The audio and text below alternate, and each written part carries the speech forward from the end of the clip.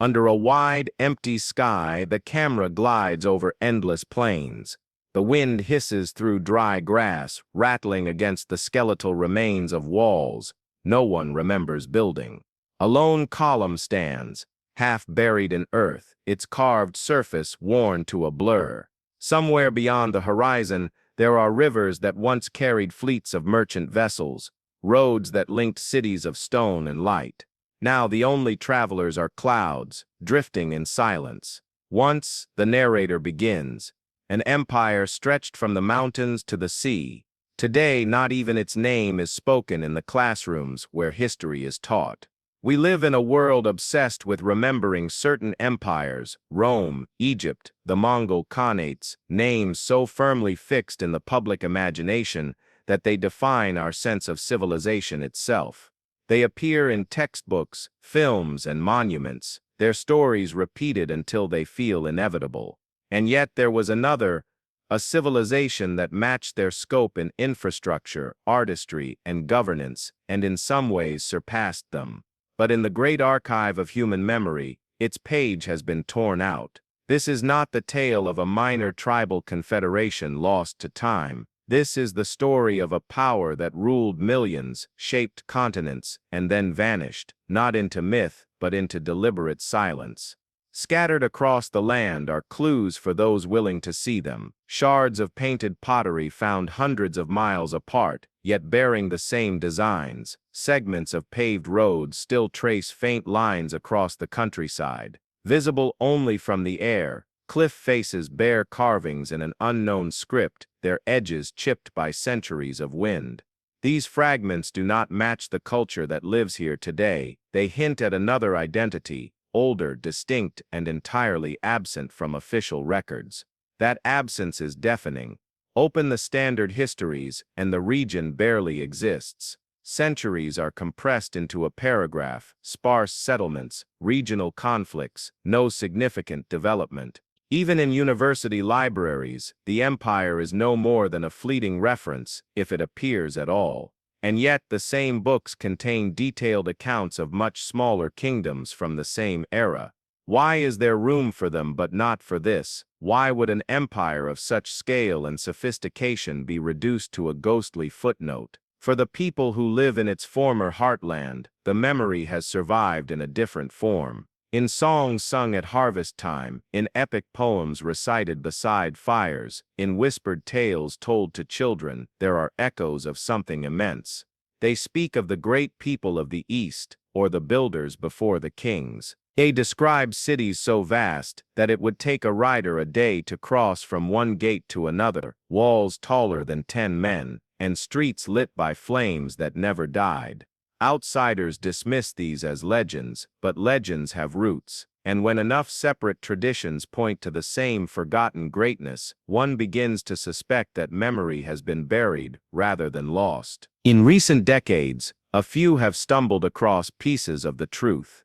A survey team in the late 20th century uncovered a complex of ruins not marked on any map. Among the rubble lay a stone tablet etched with characters unlike any known script. Photographs were taken, samples were recorded, but the funding disappeared within months, and the tablet was removed to an archive where access was quietly denied. Other researchers tell similar stories of inexplicable delays, withdrawn permits, and artifacts vanishing into storage. A pattern begins to emerge. This is a past someone does not want disturbed. The journey to uncover this hidden history will be long and tangled. We will follow trade routes that once spanned continents, unearth the stories of rulers whose names have been ground from stone, and walk the streets of cities whose ruins lie beneath fields and forests. We will compare the fragments that survive with the silences that smother them.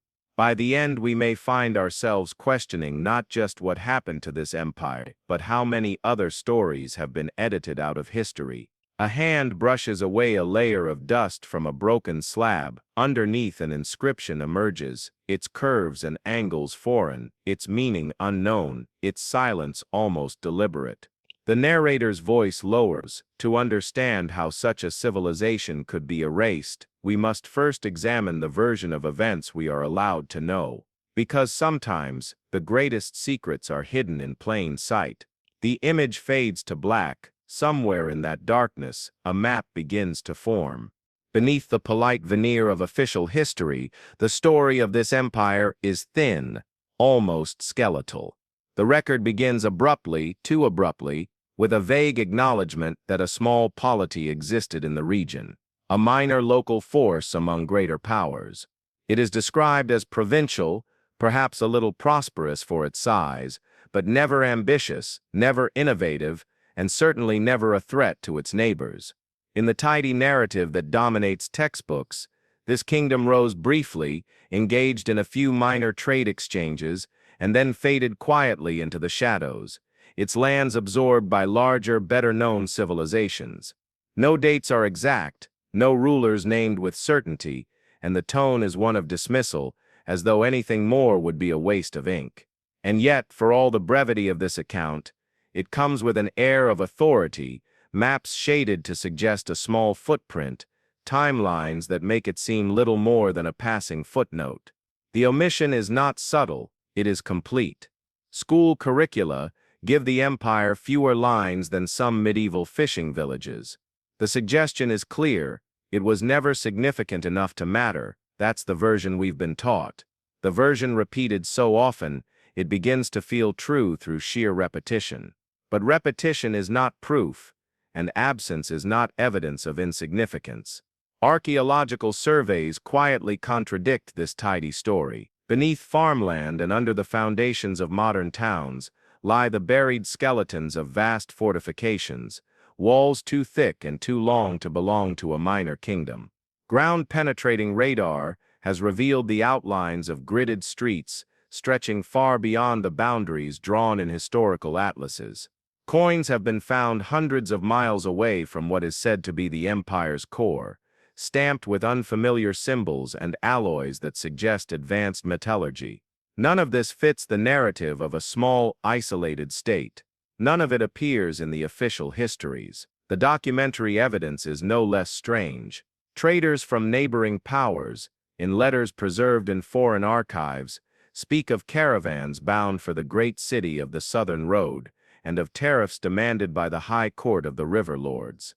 These phrases do not appear in our accepted history books, yet they reoccur in multiple independent sources.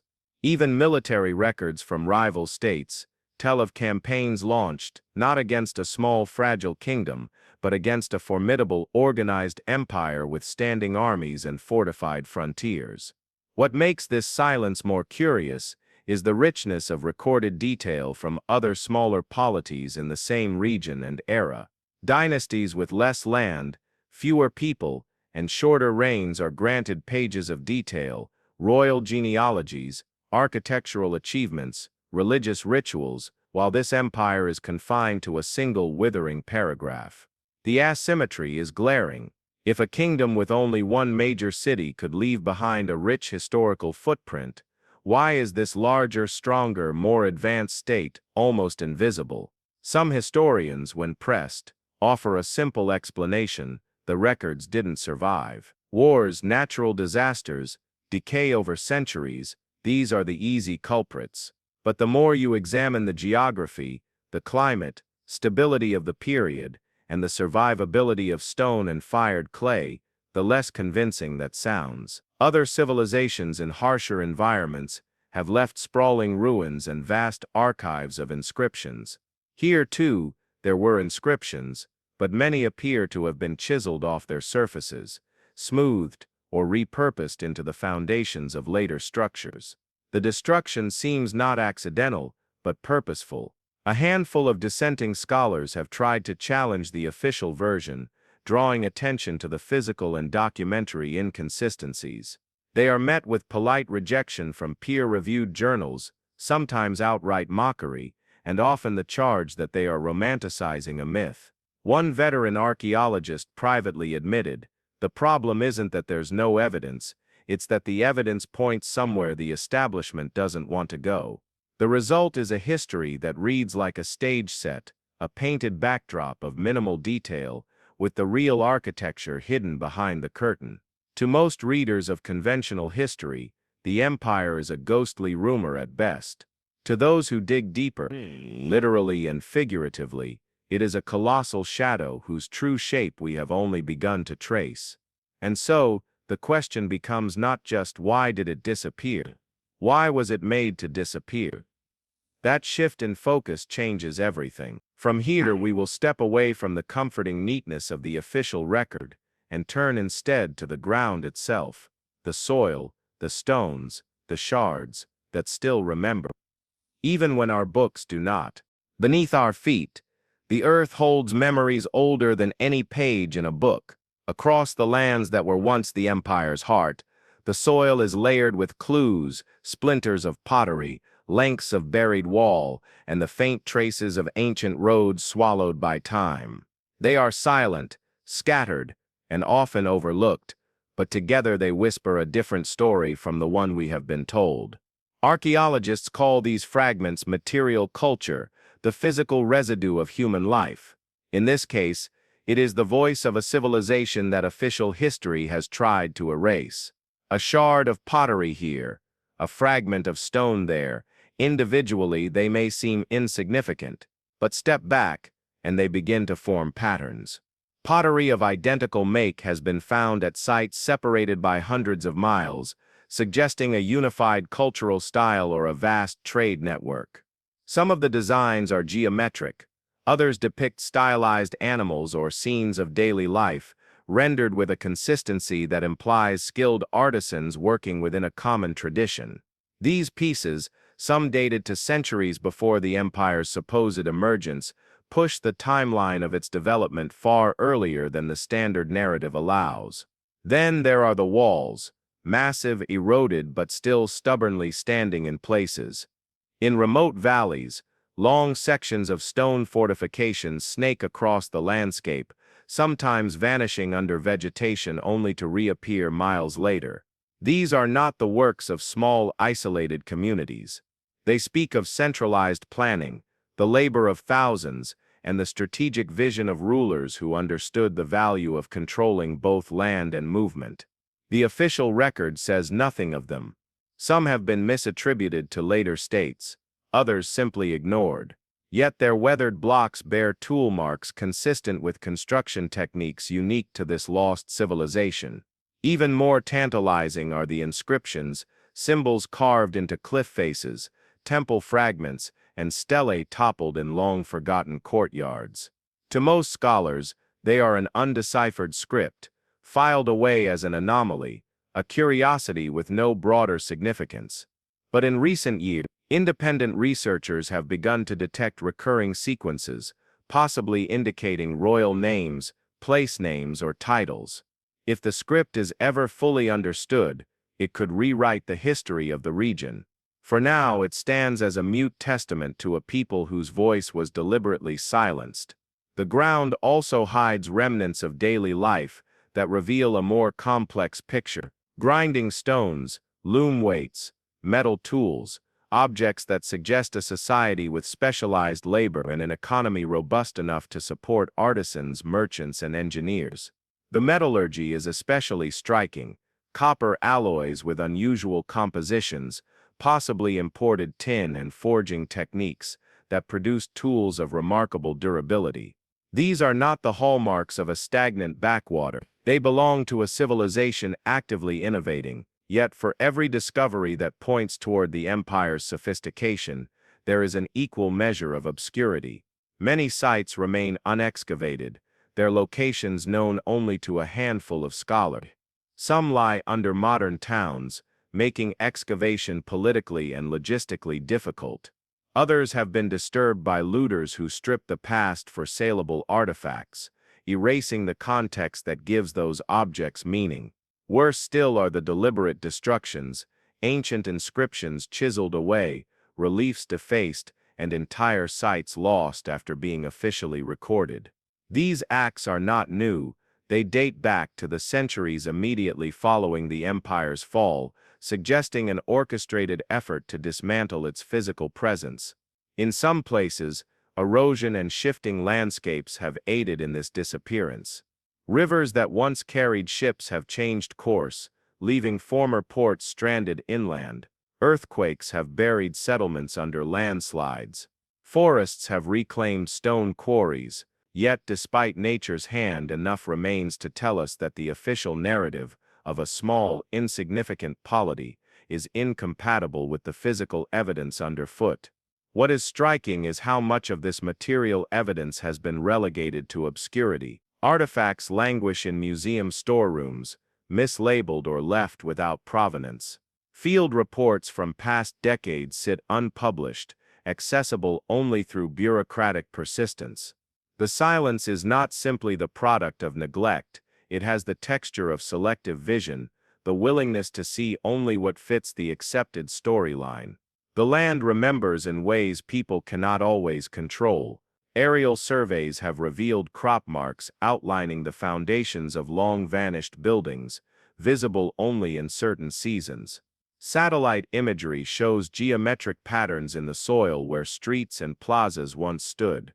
Even without a single surviving text, these ghostly imprints betray the scale of what once was.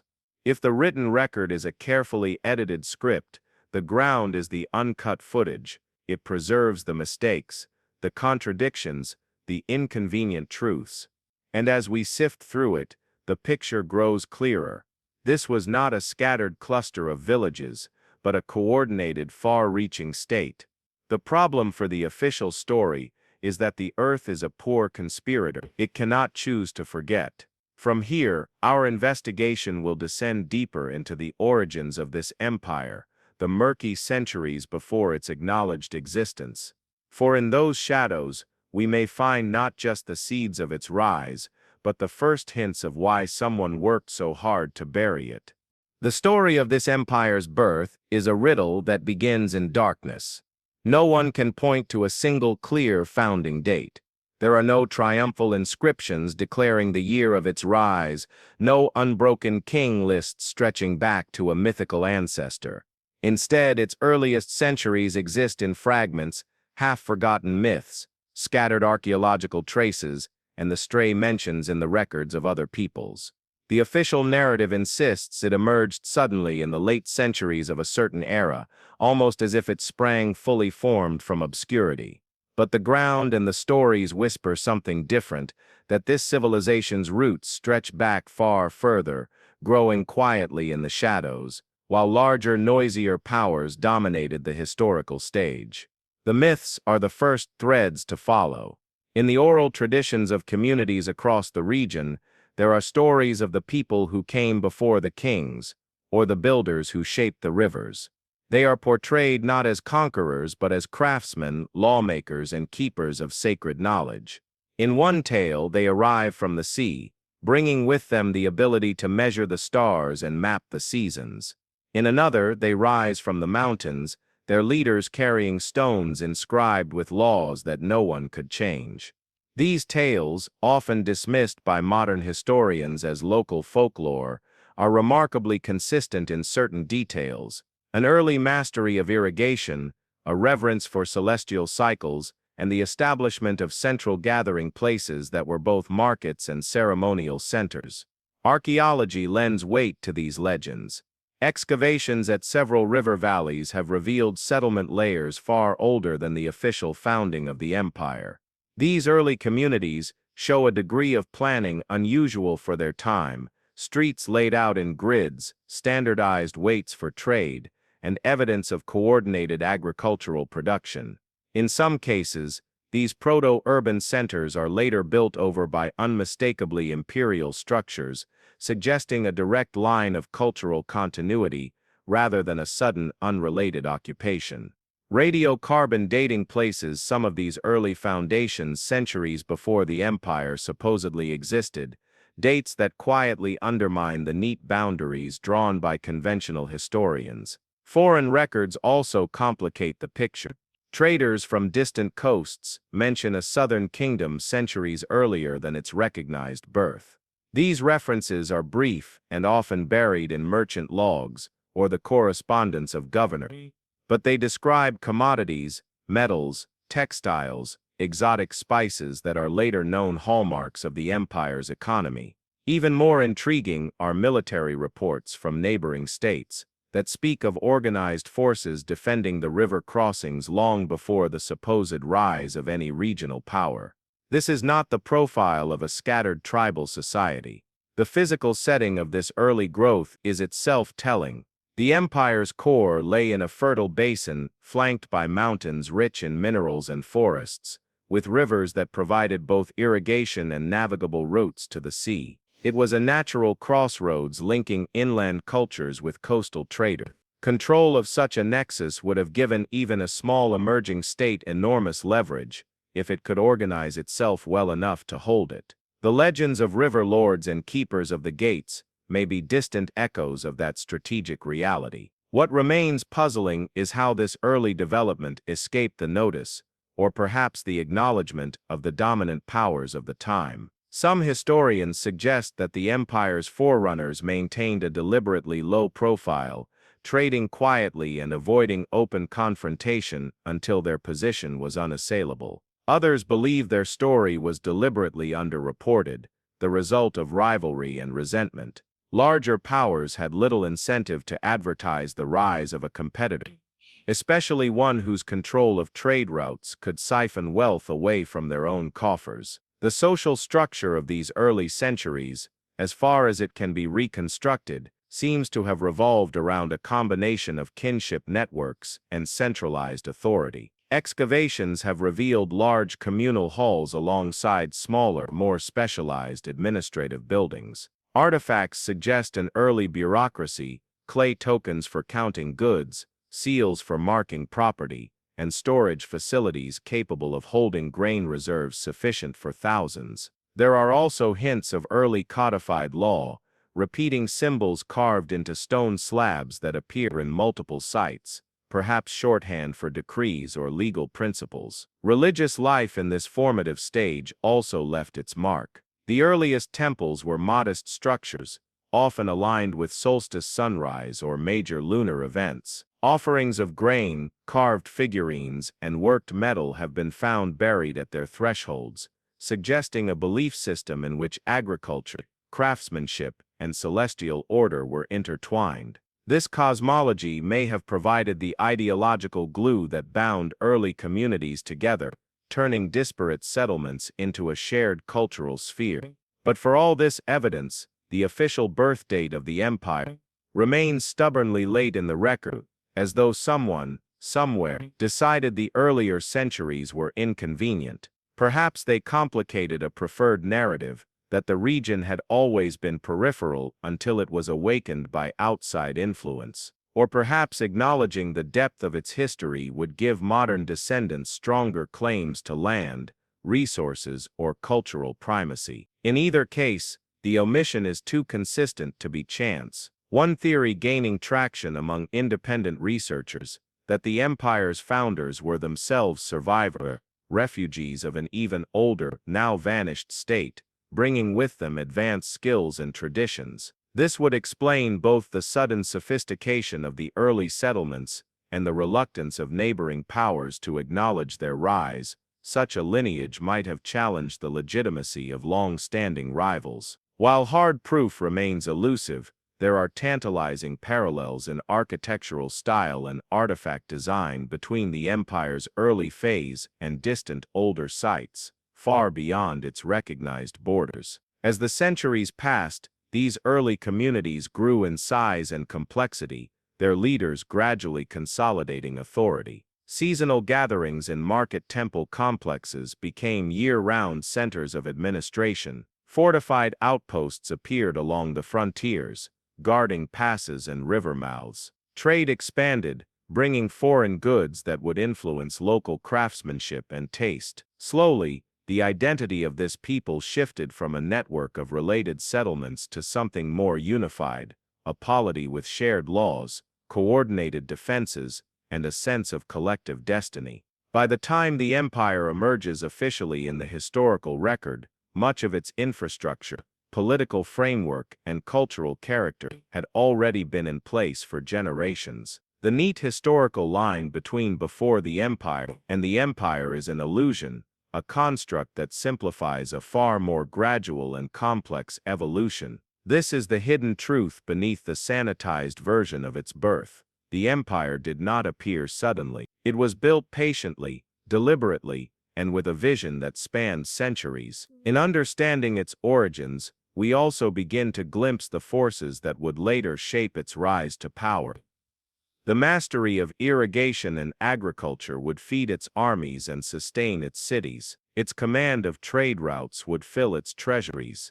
Its early bureaucracy would enable rapid expansion and centralized control, and its blend of spiritual belief and political authority would legitimize its rule in the eyes of its people. To see the empire's beginnings clearly is to challenge the story we have been told. The late birth is a myth crafted either from ignorance or intent, and replacing it with the truth is not a matter of academic precision.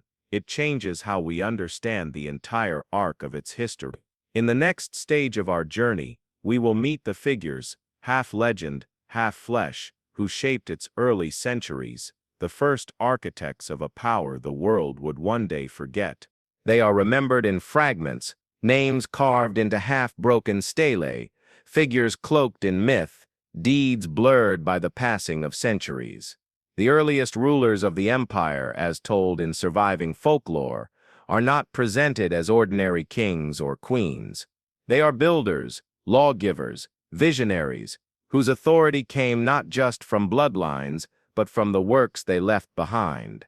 Official history treats them as legendary, perhaps entirely fictional, relegating their stories to the same category as the founding myths of other cultures. But, as with so much in this empire's past, fragments of physical evidence suggest these figures were very real and their legacies far-reaching.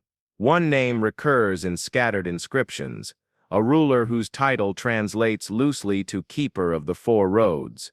The roads in question appear to have been more than simple trade routes. They were engineered arteries of the state, linking the central capital to the farthest provinces. Portions of these roads still survive, paved with dressed stone, raised above flood-prone ground, and punctuated with way stations. In the absence of a surviving written chronicle, these roads are themselves the testimony of a leader who understood that control over movement was control over power. To dismiss this figure as myth is to ignore the physical network that still lies beneath modern terrain. Another early ruler is remembered in legend as the Lord of Waters, credited with taming the great river that bisected the empire's heartland. In oral accounts, this was achieved by divine favor, the river bending to the ruler's will. Archaeology offers a more grounded explanation: the construction of massive canal systems, diversion weirs, and flood control embankments.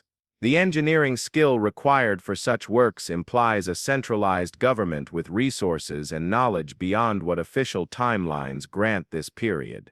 These hydraulic projects not only protected farmland from destructive floods, but also ensured reliable irrigation, enabling surplus harvests and population growth. In the capital, whose ruins lie under layers of later settlement, there is evidence of monumental architecture from this early era. Foundation stones of what may have been a royal hall or ceremonial court bear tool marks, unlike those of neighboring cultures. The scale suggests they were built not just for function, but for symbolism, projecting an image of permanence and authority. Legends speak of these structures as places where the ruler sat in judgment beneath a canopy of gold-threaded cloth, hearing petitions from farmers and merchants alike. Whether or not such descriptions are literal, the architecture reflects an ambition to define the empire's identity in stone. Equally significant are the traces of early lawmaking. Small portable stone tablets, found in several sites, bear repeated symbols, possibly early legal codes or standardized proclamations. Their distribution suggests they were issued centrally and carried to outlying regions, perhaps read aloud in public spaces. While undeciphered, the consistency of these markings hints at a shared legal framework, a remarkable achievement for a polity supposedly in its formative stage. This aligns with accounts in neighboring states' archives that speak of a land where the word of the ruler is written in stone, unchanging as the mountains. These early leaders were not just administrators, they were innovators. The empire's weaponry, for instance, begins to diverge from regional norms during their reigns. Bronze spearheads and arrow tips with distinctive designs appear in archaeological layers corresponding to this period, as do composite bows of considerable power.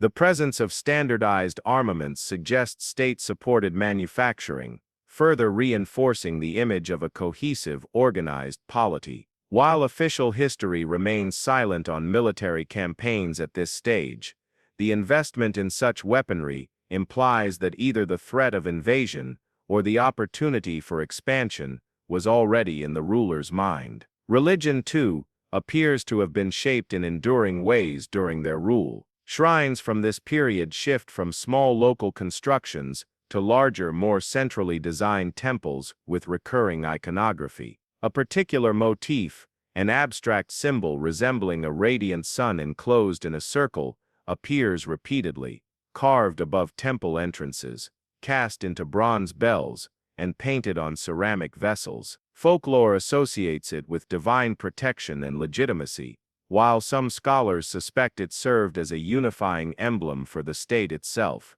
blending religion and governance into a single authority. Despite the physical and cultural impact of these rulers, their names remain absent from the sanctioned history. Where they are mentioned at all, it is often as semi-mythical figures predating true history. The irony is that their legacies, the roads, the canals, the symbols, the standardized tools, continued to define the empire for centuries after their deaths. The omission is too consistent to be accidental. If their reigns were acknowledged in full, the official timeline would have to be rewritten, acknowledging a level of political sophistication centuries earlier than currently accepted. In the larger arc of the empire's history, these rulers are the architects who laid the foundation for everything to come. The cities that would later astonish visitors, the trade routes that would enrich the treasury, the military campaigns that would expand the border, all of it rests on the systems they created.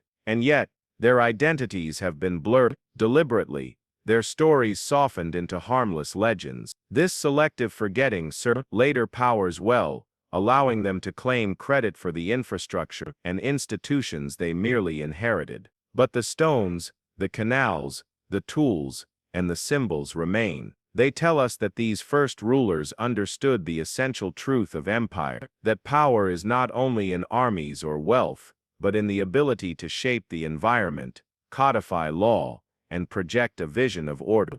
They built not for their own lifetimes, but for centuries to come. That their names are missing from our history books is a testament not to their insignificance, but to the power of erasure. From here, our journey will step into the spaces they left behind, the cities where their vision took its most visible form. In those streets and markets, we will see how their legacy became the living, breathing body of the empire. The cities were the empire's beating heart, dense, intricate, alive with a rhythm that pulsed from dawn until deep into the night. Today, most are gone, reduced to mounds of earth, scattered stones and faint outlines, only visible from above. But in their prime, they were marvels, hubs of commerce, governance, and culture that could rival the great capitals of the ancient world. The official record says little about them, as if these urban centers were of no special note. The ruins, however, tell a different story, one of advanced planning, dazzling architecture, and a civic life rich in both complexity and spectacle. Archaeological surveys have revealed that the capital and many of its provincial cities were not haphazard agglomerations of streets and buildings. They were carefully designed. Broad, straight avenues cut through districts in orderly grids, with smaller lanes radiating outward into residential quarters. Public plazas punctuated the cityscape, often centered around monumental structures, temples, administrative halls, and vast marketplaces. Drainage systems, some still intact, ran beneath the streets, carrying waste and rainwater away from populated areas. Such engineering required a mastery of both design and labor management, suggesting not only technical skill but also the political will to prioritize public infrastructure. The capital, whose original name remains a mystery,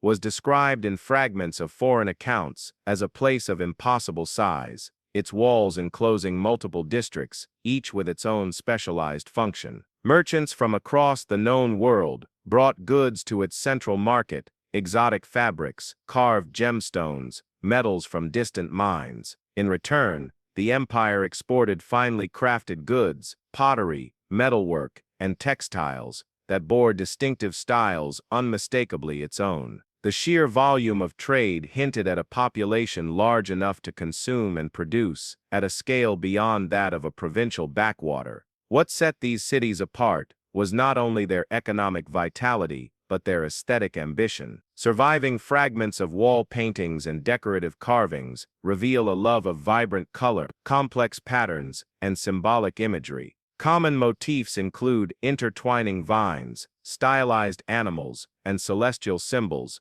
possibly tied to the empire's religious cosmology. In some temples, layers of plaster and pigment have survived the centuries, suggesting that the interiors once glowed with reds, blues, and golds, lit by oil lamps and reflected in polished metal surfaces. Nightlife, too, was a defining feature. While most ancient cities went dark after sundown, evidence suggests that at least some districts of the capital were illuminated. Foreign observers wrote, almost in disbelief, of streets bright as day, likely referring to large fire basins or oil-fed torches mounted along main thoroughfares. These glowing avenues would have allowed markets, entertainments, and public gatherings to continue long into the night, adding to the city's allure and cementing its reputation as a place of unending activity. Residential life displayed its own sophistication. Excavated homes vary in size, but share certain features: internal courtyards for light and ventilation, raised platforms for sleeping and storage, rooms for food and valuables. Some wealthier residences contained private bathing areas, fed by ceramic piping, a luxury far from common in most of the ancient world. The distribution of such amenities hints at a prosperous middle class, merchants, artisans, and administrators,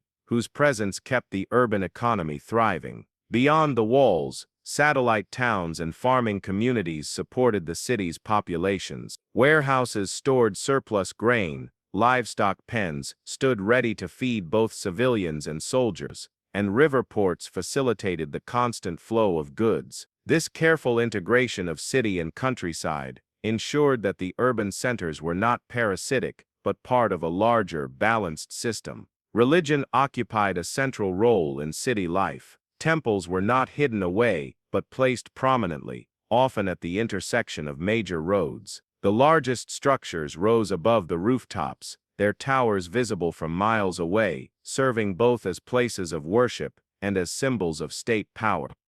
Religious festivals drew huge crowds into the city, combining processions, music, theatrical performances, and public feasts. Such events reinforced both community identity and loyalty to the ruling elite, blending devotion with politics in a way that kept the social order stable. The city walls themselves were works of art and strategy, built from massive stone blocks, sometimes faced with decorative reliefs. They were not only defensive barriers, but also statements of permanence. Gates were monumental affairs, flanked by towers, and adorned with inscriptions and carvings, proclaiming the strength and benevolence of the rulers. Even in ruins, these gates inspire awe, hinting at the psychological impact they must have had on those who passed through them. And yet, despite the overwhelming evidence of their grandeur, these cities are almost entirely absent from the conventional historical narrative. Official histories refer to them obliquely, if at all, reducing them to settlements or regional hubs. The discrepancy between the archaeological record and the written record is striking, and once again, we are faced with the same question: why were they forgotten? Was it simple neglect, or was it intentional erasure, a decision to remove these cities from the lineage of great urban centers? Their absence from memory is especially baffling when compared to lesser cities in the same era. whose names and legends have survived. Those places, with far smaller populations and fewer achievements, occupy pages in our history. Here, where innovation met beauty on a monumental scale, we find silence. That silence cannot be accidental. To walk the ruins today is to feel the ghost of their former life. The worn stones of streets still show the grooves of cartwheels. In the right light, one can almost hear the echo of voices bargaining in the market, the clatter of tools in workshops, the music of flutes drifting from a festival procession. These traces remind us that the empire's cities were more than political centers. They were the living soul of the state, the spaces where ideas, goods, and cultures converged. It is within these streets and plazas that the empire's true power was visible. Here, foreign envoys would have been impressed or intimidated by the scale of its resources. Here, citizens would have felt the tangible benefits of centralized governance. And here, too, the seeds of the empire's eventual fragility may have been planted, as cities became so essential that their loss would one day spell disaster. From the bustling avenues of the capital to the smallest fortified towns, the empire's urban network was the visible proof of its mastery over space, resources, and people. In the next stage of our story, we will step beyond the walls and follow the arteries that linked these cities together. The great web of trade that sustained the empire's wealth and influence across vast distances. The empire's cities did not exist in isolation. They were bound together by an intricate web of trade routes that extended far beyond its borders, pulling in goods, ideas, and people from across continents. These arteries of commerce were as vital as the blood in a body, ensuring that every corner of the empire, from the remote mountain fortresses to the bustling ports, remained connected to the central heart. Official histories, if they mention them at all, describe these routes in vague passing terms, as if they were little more than dirt tracks. The reality, drawn from surviving evidence and scattered foreign accounts, tells of a network so advanced and efficient that it rivaled, and in some respects surpassed, the fabled trade systems of better-remembered civilizations. The backbone of this network was a series of well-maintained roads, broad, paved in stone, or packed earth, hardened with gravel, and carefully graded to allow for the passage of heavy carts. These roads cut across landscapes in straight, decisive lines, often supported by bridges of stone and wood. In some regions, causeways were built over marshy ground, a feat of engineering that required both foresight and skill. Milestones and way stations dotted the routes, offering shelter, food, and fresh animals for couriers and merchants alike. Some inscriptions still survive, though weathered, recording distances, names of overseers, even decrees regulating the use of these roads. River transport was equally important.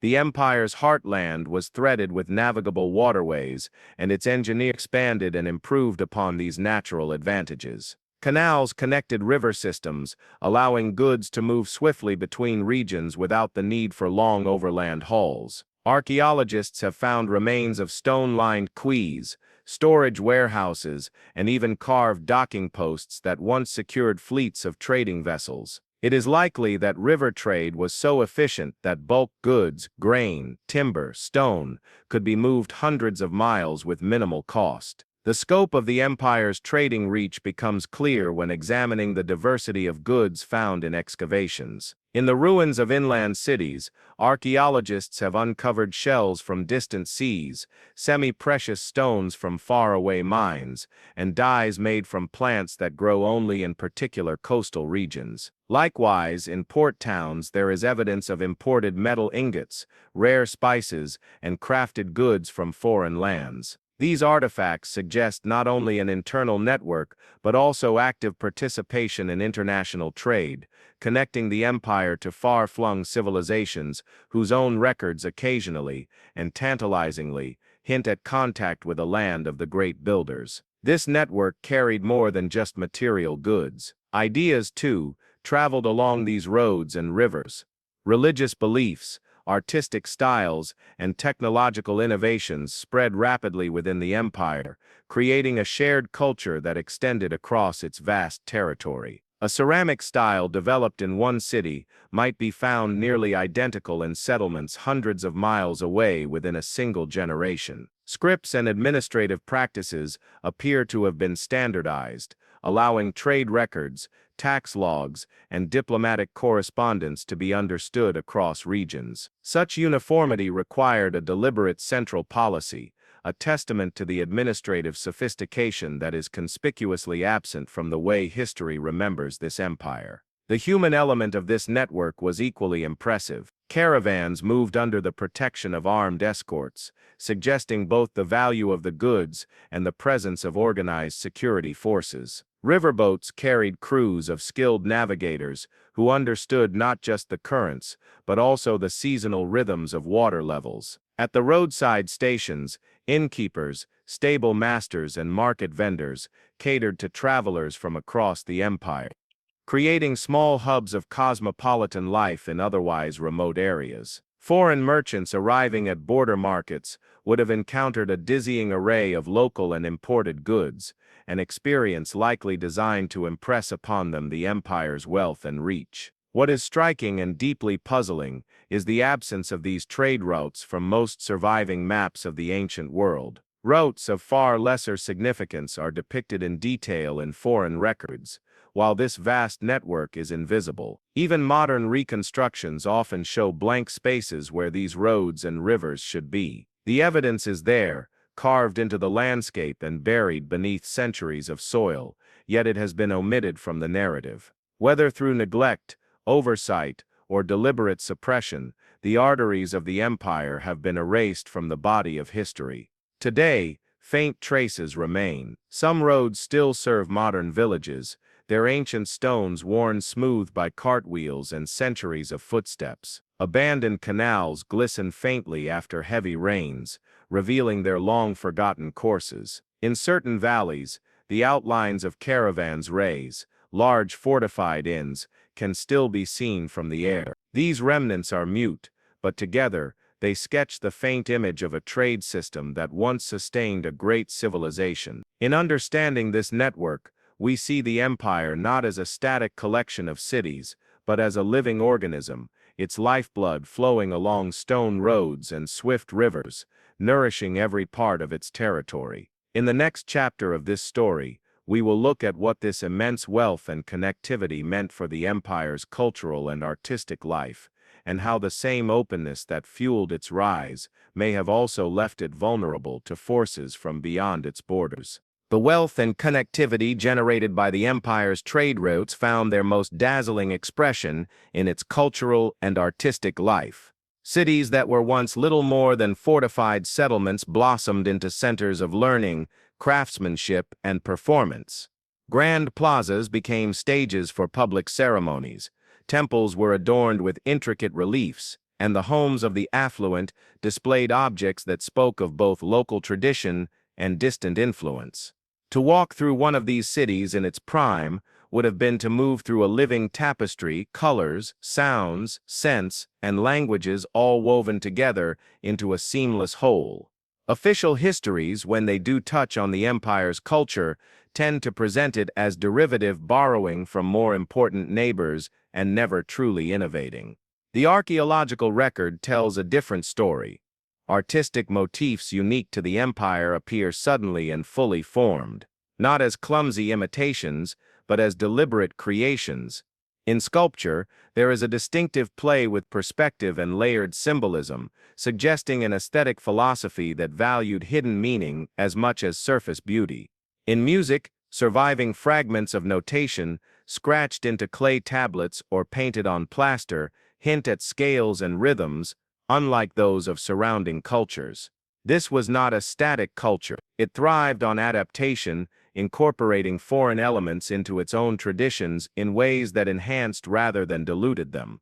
Imported dyes might be used to create patterns that followed local symbolic conventions. Foreign metalworking techniques were applied to indigenous designs.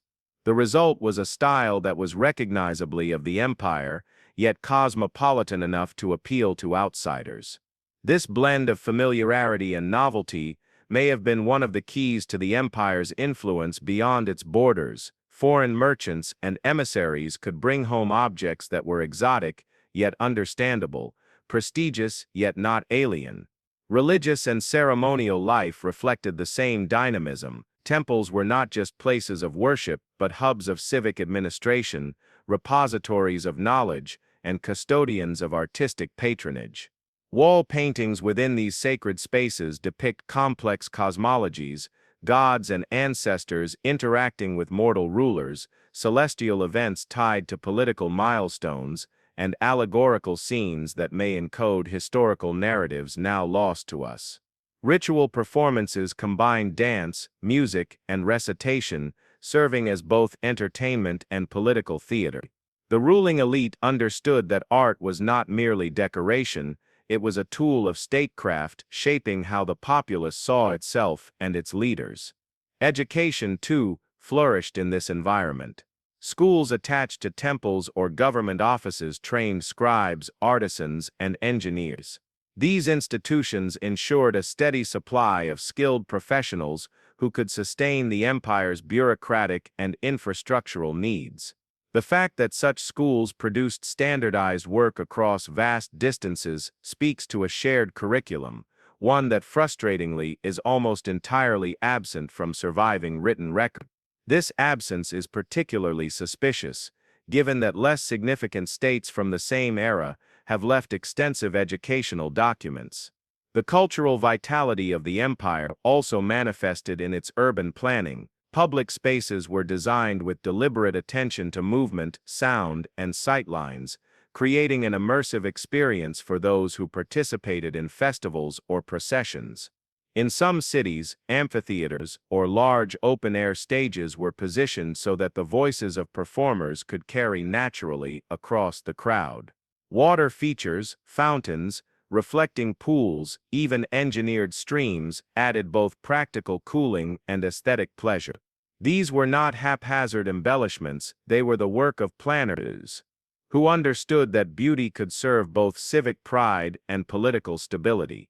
Despite this richness, very little of the empire's art and architecture has been preserved in public collections or tourist sites. Many artifacts lie hidden in storerooms, unstudied or mislabeled. Some were taken centuries ago, spirited away during foreign incursions, and now sit in private collections without provenance. Others have been lost to deliberate destruction, their value as symbols outweighing their value as heritage. The erasure of the empire's cultural achievements appears almost as systematic as the suppression of its political history. What survives is enough to glimpse the truth. This was a civilization that understood the power of culture to unify, inspire, and project strength. It used its wealth to nurture an artistic identity that was unmistakably its own, yet flexible enough to absorb the influences of the wider world. In doing so, it created a society whose beauty was not a veneer over power,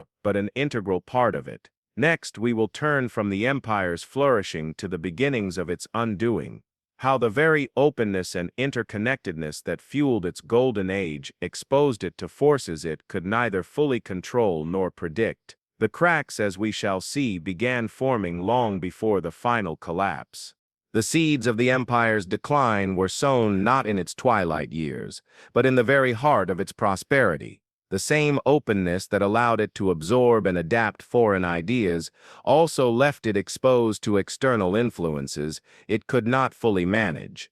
Trade routes that brought wealth and knowledge also brought rival merchants, ambitious emissaries, and eventually opportunistic invaders. Cultural exchange, once the lifeblood of the empire, began to carry with it strains of dissent, competition, and subversion.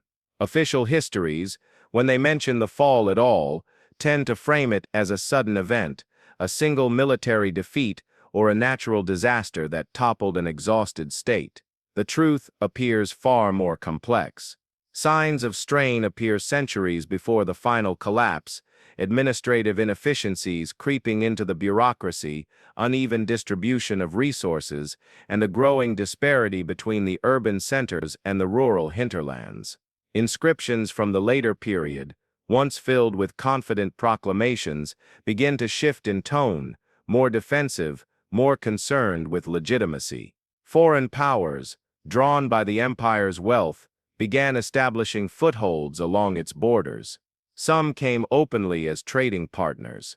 Others arrived quietly, embedded within merchant caravans or religious missions. These outsiders brought not just goods but competing ideologies and political ambitions.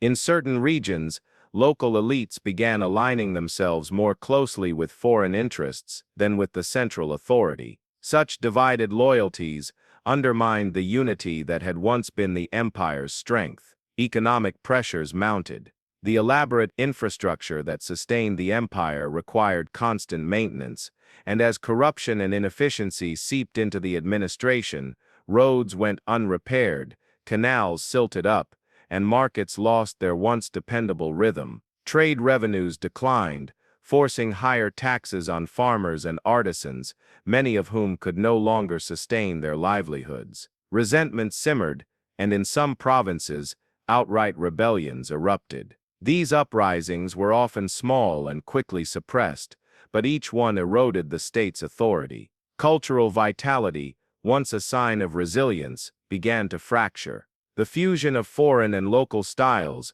which had once produced vibrant creativity, now became a battleground for identity. Conservative factions decried the contamination of traditional forms, while reformist voices accused the elite of clinging to outdated symbols of power. Artistic production slowed, becoming more formulaic, its innovation choked by political tension and shrinking patronage. Religious institutions, long a unifying force, also became sources of division. Competing sects gained influence, some with the backing of foreign sponsors. Doctrinal disputes escalated from philosophical debate to outright conflict, with temples and their resources becoming targets of political maneuvering. In the chaos, the state's ability to present a single cohesive ideology faltered, a dangerous weakness for a power that had relied on cultural identity as much as military force. The environment, too, may have played a role in the empire's gradual unraveling. Evidence from soil samples, pollen analysis, and river sediment suggests a period of climate instability, cycles of drought followed by destructive flooding. Such events disrupted agriculture, strained food supplies, and increased the movement of people within and beyond the empire's borders. Displaced populations often carried with them grievances, desperation, and in some cases armed resistance. Foreign incursions became more frequent and more aggressive. At first they came as raids, swift strikes aimed at looting rather than conquest. But as the empire's defenses weakened, these raids evolved into sustained campaigns. Border fortresses, once impregnable, fell with increasing regularity. In some cases, the invaders were not distant enemies but former allies, kingdoms and tribes that had once traded under the empire's protection. The bonds of diplomacy had frayed to the point that agreements could be abandoned without hesitation.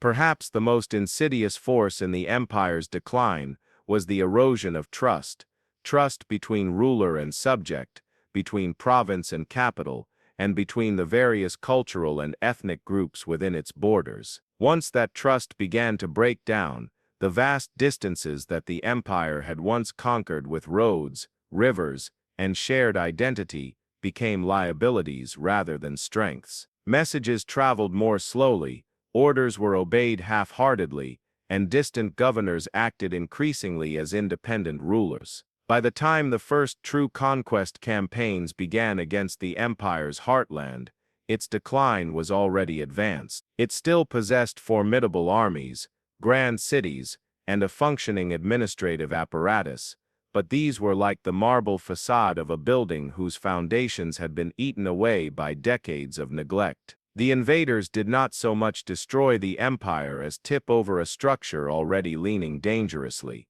Yet the fall was not instantaneous, and here lies another gap between the official narrative and the likely truth. The empire lingered, fragmenting into smaller states and city kingdoms that continued to carry its cultural imprint. Some of these successor states thrived for centuries, adapting to the new political landscape while preserving fragments of the old order. Others were swallowed quickly by more aggressive neighbors, their cities abandoned or repurposed. What makes the decline of this empire so haunting is how thoroughly it has been forgotten, despite the slow-motion nature of its fall. There was no single apocalyptic moment, no day when the capital burned, and the last ruler was dragged from the palace steps. Instead, it was a drawn-out unraveling, a gradual slipping away from prominence until the memory of the empire itself became faint. By the time later civilizations rose in the same lands, the people living there may have known only scraps of the truth, legends of a golden age whose name they could not even pronounce. The empire's final collapse did not come as a single cataclysm, but in a sequence of increasingly desperate episodes that played out over a generation. By this stage, its borders had shrunk dramatically. Provinces that once supplied the capital with food, soldiers, and tribute had either declared independence or been absorbed into the domains of rival powers. The once bustling arteries of commerce, roads, canals, and sea lanes, were choked with neglect or patrolled by hostile forces.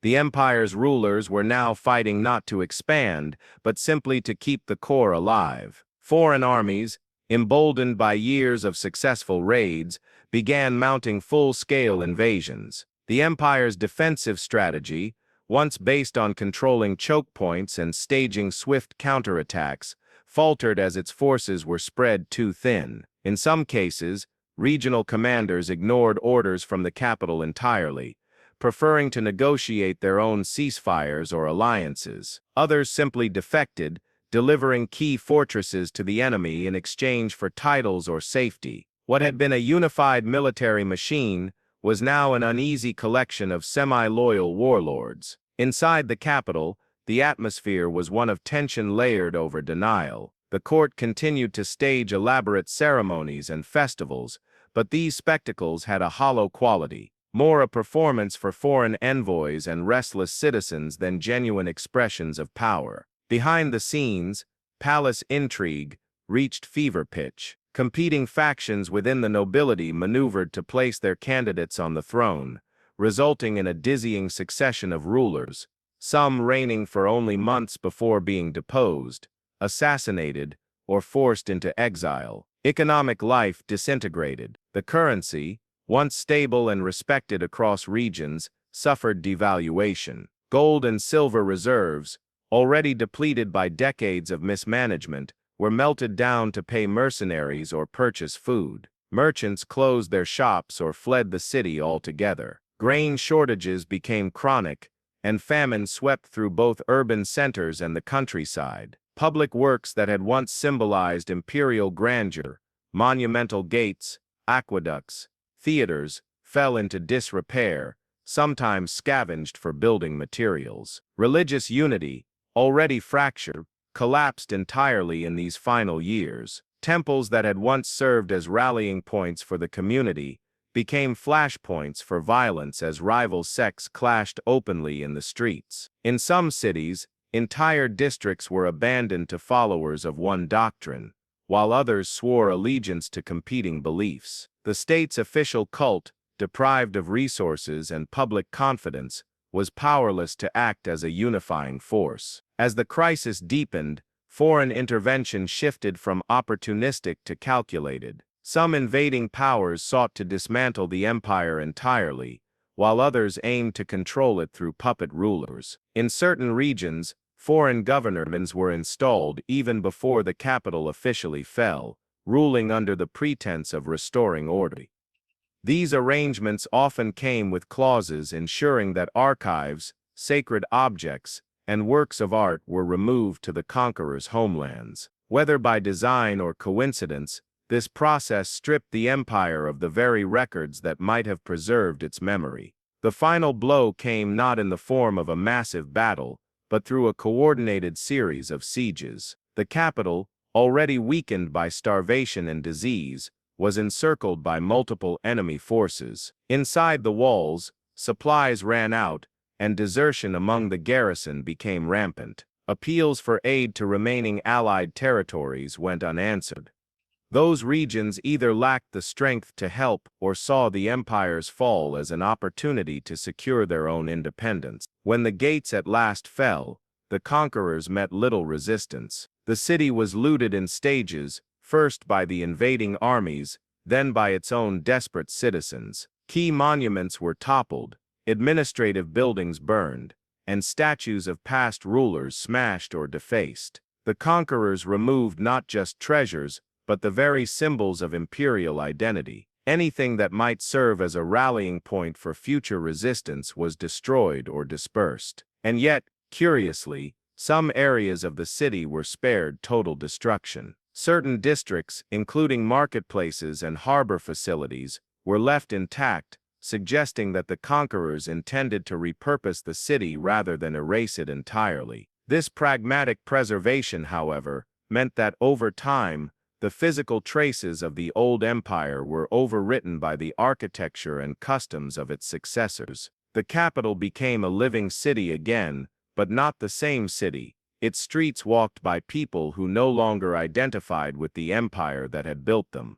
By the end of this process, the empire was not merely conquered, it was replaced. Its territories were divided, its records scattered, its people absorbed into new political identities. And in the centuries that followed, the memory of the empire faded so completely that later historians could plausibly claim it had never truly existed.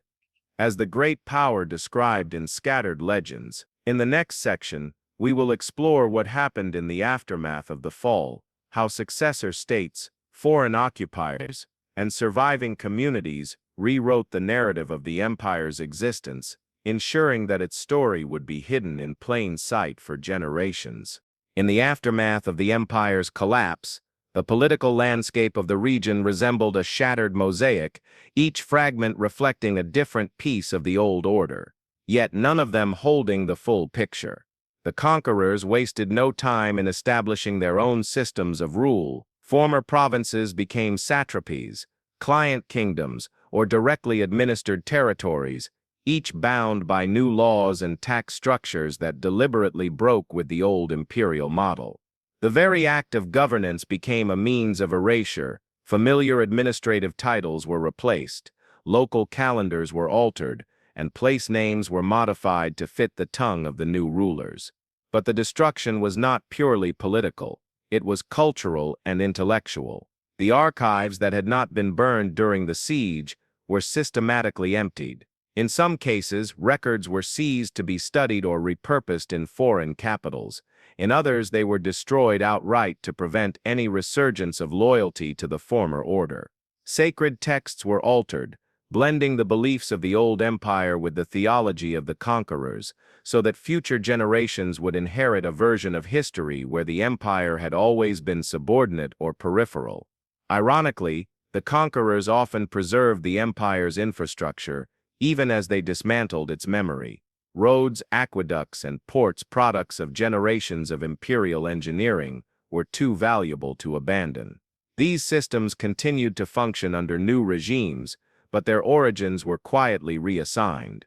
A grand canal that had once been a symbol of the empire's unity might now be attributed to a foreign ruler's generosity, its true builders unmentioned. In cities and towns, public spaces underwent symbolic rebranding. Statues of emperors were melted down or recarved into the likenesses of new kings. Murals and reliefs were plastered over or chiseled into new shapes. In some instances, the conquerors did not destroy the imperial monuments outright, but allowed them to crumble through neglect, ruins becoming part of the landscape. Stripped of context, their meaning eroded as surely as their stone. The empire's language, once the medium of administration, literature, and trade, fared no better. In some areas, it survived as a dialect spoken in homes and marketplaces, but it gradually retreated from public life. In others, it vanished altogether within a generation, replaced by the conqueror's tongue. This linguistic shift ensured that future scholars would face an uphill battle. Even when inscriptions survived, few would be able to read them without extensive study. For the surviving population, adaptation was not optional. Families aligned themselves with the new powers, trading loyalty for safety. Those who clung to the old identity did so in whispers, passing down fragments of history as folk tales or coded allegories. These oral traditions often blurred fact and myth, further complicating the task of reconstructing the empire's past. The conquerors tolerated some of these stories, viewing them as harmless superstition, while others were suppressed when they strayed too close to political dissent. In the countryside, life carried on in ways that masked the depth of the change. Farmers still tended the same fields, craftsmen still worked in their inherited styles, and local festivals continued, though subtly altered to align with the new regime's narrative. To an outside observer, it might have seemed that the transition had been smooth. In reality, the cultural continuity was deceptive, a veneer over a profound disconnection from the structures and symbols that had once bound the empire together. Over time, the combination of deliberate suppression and passive forgetting achieved its goal. Within 2 or 3 generations, the empire became a name found only in obscure temple inscriptions or half-forgotten songs. Foreign chroniclers, writing from their own perspectives, painted it as a minor player in larger regional dramas, reducing its achievements to footnotes. Local histories, when they were written at all, were framed in the terms of the new order, emphasizing loyalty to the conquerors and depicting the imperial past as a flawed and distant era. Yet not everything was lost. In certain remote regions, isolated valleys, mountain strongholds, coastal enclaves, pockets of the old identity persisted.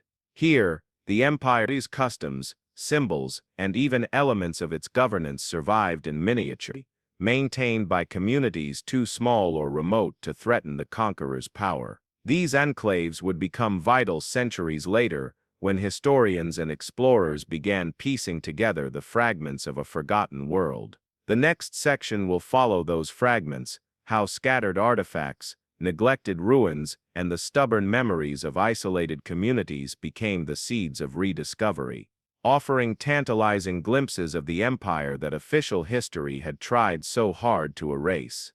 The trail to rediscovering the empire began not in grand archives or royal collections, but in the margins, places scholars once considered peripheral to the main currents of history.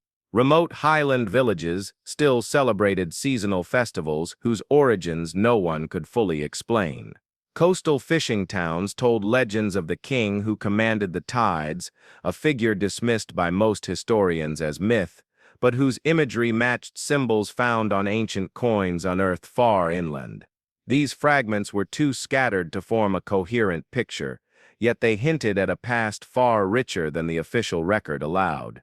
In the ruins of forgotten cities, early explorers stumbled upon architectural features unlike those of known civilizations in the region: stone blocks cut with mathematical precision, vast plazas aligned to celestial events, irrigation channels that still carried water centuries after their builders were gone. To local inhabitants, these were simply the works of the ancients, useful as quarries or farmland. To the few who recognized their potential significance, they were clues that the official version of history might be incomplete. Artifacts began to emerge in curious ways. Traders sold finely crafted jewelry whose motifs matched no known style. Farmers plowing their fields uncovered pottery stamped with strange seals. Fishermen dredged up bronze fittings from the seabed. Each piece, on its own, could be dismissed as an anomaly. Together, they formed a web of evidence too consistent to ignore. The earliest researchers who pursued these threads faced both ridicule and danger. Established historians, bound by the prevailing narratives of the conqueror's descendants, saw these discoveries as inconvenient or even subversive. Funding for such research was scarce, and in some regions, local authorities actively discouraged excavation, fearing that resurrecting the memory of the old empire might stir political unrest, and yet, persistence paid off. In the archives of distant monasteries, scholars found manuscripts copied and recopied over centuries, each containing garbled versions of the same tale: a once great kingdom that ruled from the mountains to the sea, and fell in a time of fire and hunger. The handwriting and language suggested that the originals predated the conqueror's arrival, though the exact details were obscured by layers of mistranslation and editorial bias. What made the search especially challenging was the deliberate scattering of the empire's material culture. Relics of its rule were not concentrated in one place, but dispersed across multiple modern states, often mislabeled as belonging to other culture. Coins struck with imperial insignia turned up in market stalls hundreds of miles from where they had been minted. Stone stelae, once standing in ceremonial plazas, had been uprooted and repurposed as bridge supports or building foundations. Some of the most remarkable finds came not from land at all but from the sea. Underwater surveys along ancient trade routes revealed the wrecks of merchant ships, their cargoes still bearing the marks of the empire's craftsmen. In some cases, amphorae contained preserved grains and spices, offering direct evidence of the empire's agricultural wealth and trade networks. These maritime discoveries added a new dimension to the narrative, proving that the empire's influence had extended far beyond its land borders. As more of these threads were drawn together, a picture began to form, still incomplete, but undeniably suggestive of a centralized power with advanced engineering, far-reaching trade, and a complex cultural life. The contradiction was glaring. If such a state had existed, why was it almost absent from written history? The answer, as researchers would discover, lay not only in the political motives of its conqueror, but also in the empire's own vulnerabilities, a tendency to concentrate its archives in a few locations, a reliance on oral tradition, and a failure to ensure that its story could survive the loss of its capital. This growing body of evidence would eventually draw the attention of larger institutions, universities, museums, even governments, transforming what had begun as a fringe pursuit into a movement with the potential to rewrite history. But before that transformation could occur, the next wave of discoveries would have to cross an even more treacherous frontier: public perception. The following section will explore how these revelations entered the global conversation, how journalists, filmmakers, and amateur historians turned the forgotten empire from an obscure academic debate into a subject of fascination, controversy, and for some, national pride. The empire's re-emergence into public consciousness did not begin with a groundbreaking academic paper or a museum exhibition. It began with a story. A freelance journalist, following a lead about strange ruins in an inaccessible mountain valley, returned with a series of haunting photographs: colossal stone gateways, half buried in earth, their surfaces carved with intricate spirals and animal motifs no one could identify. Published in a widely read magazine, the images sparked immediate curiosity, not only among scholars but also among the general public. From there, the narrative began to snowball. Independent filmmakers, drawn by the mystery and romance of a lost civilization, produced documentaries blending fact with speculation. Some emphasized the archaeological evidence, carefully presenting measurements, dating techniques, and artifact comparisons. Others leaned into legend, telling dramatic tales of vanished kings, cursed treasures, and secret knowledge buried with the empire's dead. The competing approaches both helped and hindered the cause. While they brought unprecedented attention to the topic, they also created a fog of half-truths, in which the line between evidence and myth became dangerously blurred. Social media accelerated the process in ways earlier historians could not have imagined. Photographs of artifacts, clips from dig sites, and speculative maps spread virally, reaching millions within hours. Enthusiasts and amateurs began trading theories, some insightful, others fantastical. Online forums sprang up, dissecting every new find, comparing inscriptions to known languages, and debating the plausibility of ancient contact with distant continents. The empire's absence from mainstream history made it fertile ground for imaginative leaps, everything from theories of lost continents to claims of extraterrestrial influence. This sudden wave of interest forced academic institutions to take notice. University departments that had once dismissed the subject now found themselves fielding inquiries from students and donors eager to fund expeditions. Museums reconsidered neglected collections, discovering mislabeled artifacts that, when re-examined, bore striking similarities to the newly uncovered ruins. Governments, sensing both cultural prestige and tourism potential, began to stake claims over the empire's legacy, even as they quietly wrestled with questions about ownership and repatriation of artifacts. Yet not all publicity was welcome. In some cases, the spotlight attracted looters to remote sites, stripping them of priceless context before trained archaeologists could document them. Black market trade in imperial relics surged, and with it came a new layer of mystery, objects surfacing in private collections with no recorded provenance, their authenticity impossible to verify. For every legitimate discovery shared with the public, there were countless forgeries muddying the narrative. The empire's re-entry into the global conversation thus became a delicate balancing act. Advocates needed public engagement to secure funding and political support, but they also had to guard against sensationalism that could undermine the credibility of the research. The very forces that had once buried the empire, political agendas, selective storytelling, and manipulation of cultural memory, now threatened to distort its rediscovery. Still, the shift was undeniable. What had been a scattered collection of ruins, artifacts, and folklore was now a subject of dinner-table conversation, primetime documentaries, and viral internet debates. The forgotten empire was becoming part of popular imagination once again, but this time, its revival was happening in full view of a connected world. The next section will follow the deeper, more controversial turn, when the accumulating evidence began to challenge not just regional histories, but the accepted global timeline of civilization itself. The turning point came when the empire's artifacts and ruins began to suggest something far more radical than regional power. For decades, archaeologists had assumed that advanced metallurgy, long-distance maritime trade, and certain architectural techniques developed independently in scattered parts of the ancient world.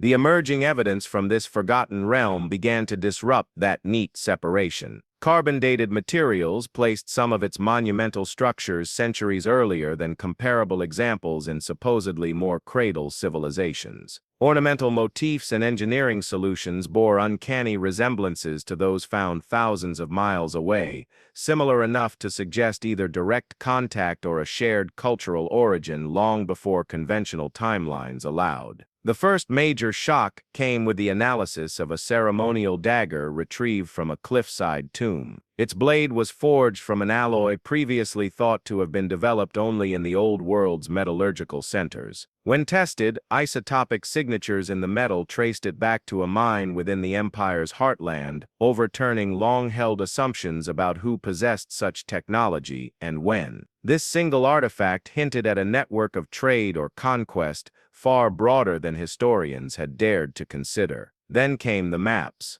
A small set of palm leaf manuscripts found in a monastery library and long dismissed as religious art turned out to contain stylized geographic diagrams. Once overlaid onto modern satellite imagery, the markings aligned disturbingly well with coastal outlines and river systems that matched both the empire's core territory and distant shores across an ocean. If the correlation was more than coincidence, it suggested a seafaring capability centuries ahead of the accepted historical record for the region. The implications were explosive. If the empire had indeed engaged in transoceanic voyages, it would force a complete rewriting of early contact theories. The possibility that it might have influenced, or even seeded, certain cultural traits in far-off civilizations ran counter to entrenched academic dogma. Skeptics scrambled to discredit the findings, pointing out that similarities in art or architecture could arise independently. Proponents countered with a growing body of genetic studies showing faint but statistically significant markers in coastal populations thousands of miles apart, markers that could not be explained by known migration patterns alone. As the debate intensified, one undeniable fact emerged: the empire was no longer just a matter of regional archaeology. Its story had global ramifications. Museums in multiple continents began quietly reviewing their collections, looking for overlooked pieces that might fit the puzzle. Some curators, privately convinced by the evidence, moved to reclassify artifacts. Others resisted, fearing the professional fallout of endorsing a theory still seen by many as fringe. Political implications began to ripple outward. If the empire had once commanded a maritime network spanning thousands of miles, modern nation-states might lay claim to a shared heritage or dispute one another's interpretations of that heritage. In some regions, school curricula began to tentatively include references to the possibility of pre-classical transoceanic contact. In others,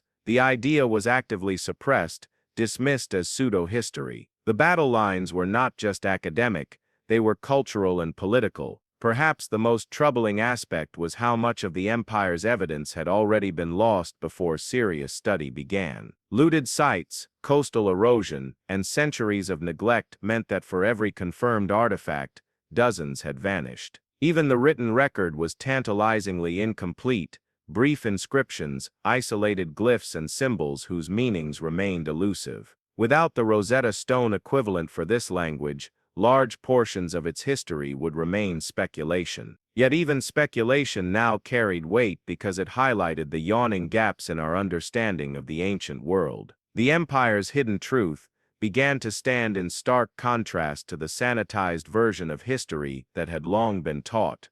One where cultural innovation moved neatly along accepted corridors, one where oceans were barriers rather than highways, one where a select few civilizations held the monopoly on greatness. What the rediscovery suggested was more chaotic, more interconnected, and more unsettling. It implied that human history was not a straight line of progress from primitive to advanced, but a tangled web in which empires could rise, achieve wonders, and vanish almost entirely from memory, leaving only the faintest traces for future generations to uncover. This was the moment the story tipped into the realm of global mystery. It was no longer enough to study the empire as an isolated case. Its rediscovery demanded a reassessment of how we construct historical truth itself: who writes it, who erases it, and why. It posed a question both thrilling and uncomfortable.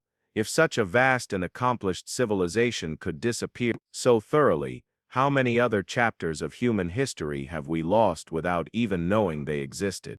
The forces that determine what is remembered and what is forgotten in history are rarely accidental. They are deliberate, calculated, and often cloaked in the respectable language of scholarship, national heritage, or cultural priorities. In the case of the Forgotten Empire, its erasure was not simply the result of time's slow erosion, it was the product of a sustained effort, carried out over centuries, to shape the historical record in a way that served the needs of those in power. The first of these forces was political conquest. When the empire fell to rival powers, its cities sacked, and its ruling elite scattered or executed, the victors were faced with a choice: integrate the remnants into their own culture or obliterate them, to prevent any future challenge to their authority. They chose the latter. Historical accounts from the conquering nation describe the empire only in vague derogatory terms, its people painted as barbarians, its rulers as tyrants. Official histories omitted mention of its architectural wonders, its maritime prowess, or its trade networks. Monuments were dismantled, their stones repurposed for new construction, bearing the conqueror's symbols. This was more than physical destruction. It was narrative control, rewriting the story so that the empire's very memory became toxic. The second force was religious dominance. In the centuries following the conquest, a new faith swept across the region, bringing with it a theological imperative to erase traces of pagan cultures. Temples were razed, sacred inscriptions defaced, and oral traditions systematically suppressed. What had been vibrant spiritual traditions, ritual calendars tied to astronomical knowledge, cosmologies linking the natural world to human fate, were reframed as superstition and heresy. Priests who once preserved the empire's history through song and recitation were replaced by scribes committed to the new orthodoxy, Their work centered on holy texts that ignored the past or reframed it as a cautionary example of divine punishment. A third, subtler force emerged during the colonial era. Foreign powers, arriving centuries later, encountered fragments of the empire, ruins, artifacts, local legends, but interpreted them through the lens of their own superiority.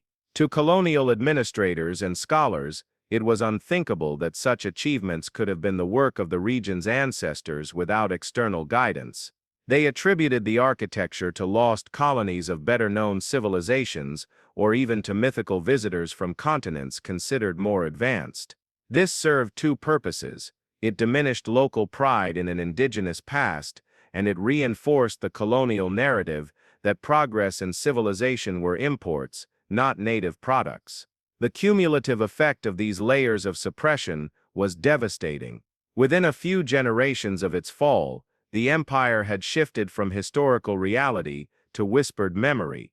Within a few centuries, even the whispers had become fragmented, legends stripped of context, half-forgotten names muttered in rural festivals, a few architectural flourishes embedded in later styles, but unrecognized for their origin. To the average person living in the former imperial heartland, the idea that their ancestors had once commanded fleets, charted distant lands, and rivaled the great civilizations of antiquity was inconceivable. Modern rediscovery efforts have uncovered another, more uncomfortable reality. Suppression did not end with the ancient conquerors or the colonial power. Even in recent decades, some governments and academic institutions have been slow to acknowledge the empire's significance. The reasons vary: fear of destabilizing national narratives, reluctance to share cultural ownership with neighboring states, or simply the inertia of established scholarship, but the result is the same: the story remains incomplete. Excavation permits are denied, funding is withheld, and promising discoveries are quietly shelved until they can be interpreted in ways that fit existing frameworks. This is not merely a historical phenomenon, it is a mirror held up to our own times. The fate of the forgotten empire is a case study in how power shapes memory. In every era, those who control the narrative wield enormous influence over identity, politics, and even the perception of truth. The decision to erase, minimize, or distort a people's history is never neutral. It is a form of conquest that outlasts armies and can be harder to reverse than the destruction of cities. And yet there is a counterforce, what some call the archaeology of resistance. In small villages, elders still tell stories passed down in defiance of official histories. In private collections, families guard heirlooms and oral genealogies that trace their lineage back to the empire's rulers or artisans. Independent researchers and local historians work outside official channels, piecing together fragments from overlooked archives and neglected dig sites. Every recovered name, every translated inscription, every re-identified artifact chips away at the wall of silence built over centuries. The irony is that attempts to bury the empire have in some ways amplified its allure. The very act of suppression has wrapped it in mystery, drawing the curiosity of a global audience eager to challenge the authority of established narratives. The more clearly the patterns of erasure come into focus, the more compelling the question becomes: what was so threatening about this civilization that it had to be so thoroughly removed from memory? The answer may lie not just in its achievements, but in what it represented: a vision of human history that was more interconnected, more advanced, and perhaps more egalitarian than those promoted by its successor. Its maritime reach implied that ideas, technologies, and beliefs could travel across oceans long before modern historians were ready to admit such a possibility. Its political organization suggested models of governance that resisted the centralizing tendencies of later empires. Its art and religion revealed a worldview in which humanity was inseparable from the natural world, a philosophy that threatened the hierarchies of conquerors who preferred to place themselves above it. In the end, the story of the forgotten empire is not simply about loss, it is about the ongoing struggle between memory and power, between those who seek to preserve a past in all its complexity and those who benefit from a simplified, controlled version of it. The stakes are not confined to dusty ruins or academic journals. They are bound up with questions of identity, sovereignty, and truth that resonate in the present day. From here, the journey moves toward the empire's enduring legacy, how despite everything, its fingerprints remain on the modern world, sometimes hidden in plain sight, waiting to be recognized. That is the next chapter, uncovering the echoes of a civilization that refused, in the end, to be entirely erased. The physical traces of the forgotten empire are scattered like fragments of a shattered mirror, each reflecting a distorted but tantalizing glimpse of a greater whole.